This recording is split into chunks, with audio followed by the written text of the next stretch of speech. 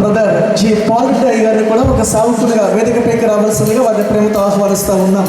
తర్వాత బంధువుగా మీరు ఈ కార్యక్రమం చేసుకోవచ్చు. సావుకునిగా మేము గౌరవించాలి. రైట్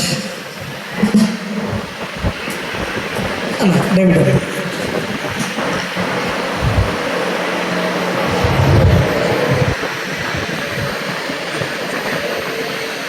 దయచేసి నిశ్శబ్దంగా ఉందామమ్మా. దేవుని వాక్యాన్ని మనము చదువుతూ ఉన్నప్పుడు కొంచెము నిశ్శబ్దం పాటిద్దాము.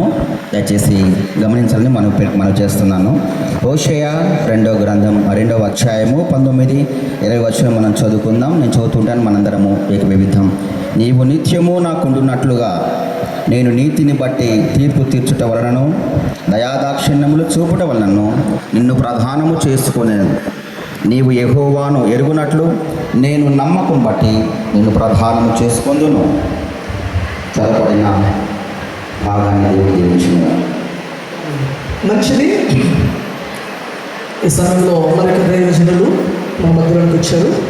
తెలంగాణ కళా బృందం అని ఒక టీం ఏర్పాటు చేసుకొని ఆయా ప్రాంతాల్లో జానపద గేయాల టైపులో క్రీస్తుల గురించి స్వార్థ ప్రకటిస్తున్న దైవజనులు పీటర్ బాబు అన్న గారు కూడా మన మధ్య ఉండడం సంతోషం. వారు పాలెడ్డి గారికి చాలా సన్నిహితులు. వారిని కూడా వేదికపైకి రావాల్సిందిగా మనం చేస్తూ ఉన్నాం. ఈ సమయంలో ప్రత్యేకమైన పాట పాడవలసిందిగా మన దైవజనులు ప్రియులు